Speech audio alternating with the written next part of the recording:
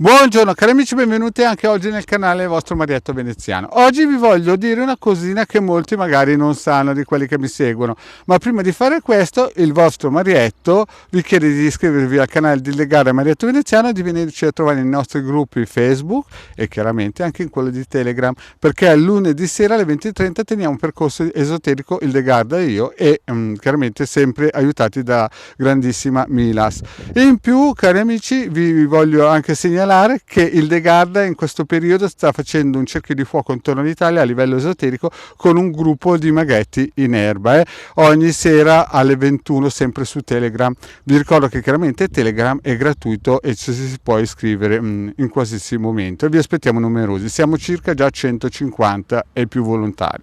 Bene cari amici, detto questo il vostro Marietto inizia un po' la pillola di questa giornata, perché praticamente vi voglio spiegare che alcune volte mi contattano ad esempio clienti che sono stati da altri esoteristi. Il problema, come già spiegato in un'altra pillola, è che molti esoteristi sono improvvisati. Come diceva un famoso mago sul tubo, ci sono esoteristi che magari prima erano ladri di autoradio delle macchine, no? E quindi si sono riciclati e si improvvisano esoteristi. Il problema sorge nel cliente. Quando un cliente va da un esoterista, perché come vi ripeto un'altra cosa, ci sono tre tipi di maghetti, quelli bravi, quelli bravi e quelli birichini. Il problema per il cliente è che quando va da quelli birichini, se si fa fare un lavoro e il birichino non è ben protetto e ha assorbito le energie nefaste magari dal cliente prima che era stato fatturato, e il cliente dopo se le piglia perché di rimbalzo il contraccolpo, controculo, chiamatelo poi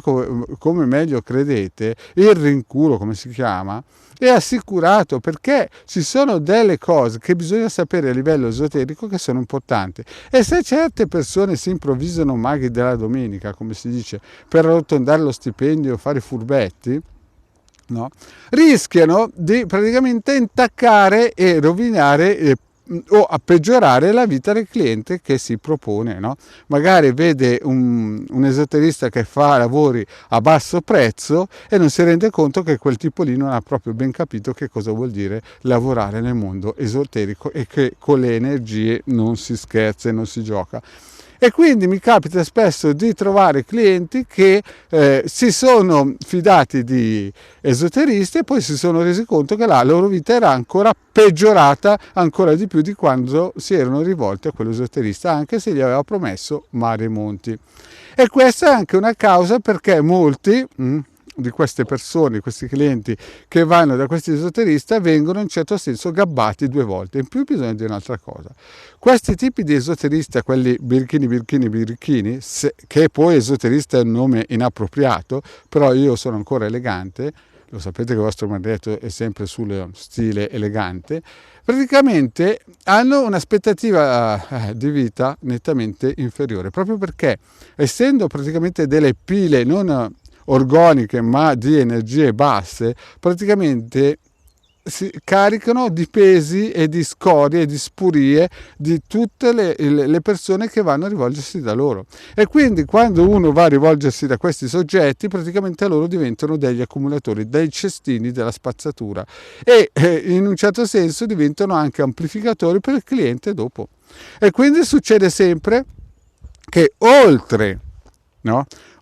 ad avere il danno, anche la beffa per il cliente, quello che verrà dopo. Io vedo sul tubo che ci sono moltissimi divulgatori birichini che hanno magari tantissimi iscritti sul tubo, hanno tantissimi clienti, però purtroppo dopo un po' vengo a sapere che si stanno malando, no? E non si stanno malando solo loro, ma nel futuro si ammaleranno molto probabilmente anche chi si è rivolto a loro, perché non è tanto essere un suonatore di piffero o un giullare di corte che fa la differenza